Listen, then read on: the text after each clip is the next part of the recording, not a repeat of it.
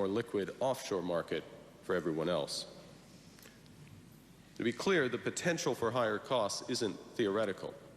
Take Japan, for example, where the clearing of yen-denominated swaps by Japanese firms must take place onshore.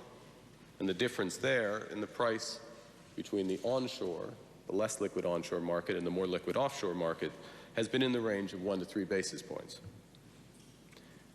Now, such seemingly small price differences translate into significant costs for end users given the scale of activity in these markets.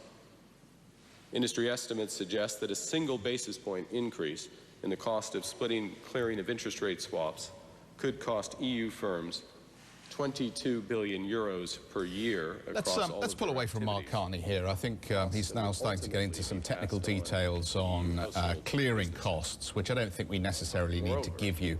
But it is worth just pointing out that we have seen some movement in the market on the back of Mark Carney effectively saying now is not the time to raise interest rates. Who on earth is surprised by the likelihood of low rates for some time to come in the UK?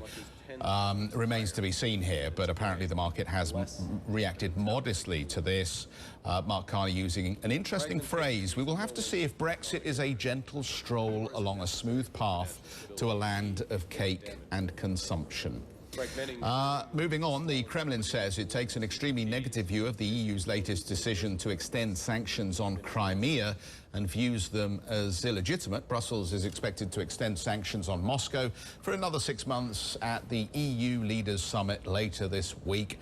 Andrei Kostin has joined us. He is the CEO of VTB Bank. He's in town because his company is running a major conference here to talk about investment opportunities in Russia. Andrei, good to see you. Good morning, Jeff. Let's just, before we move on and maybe get a view on the sanctions, just very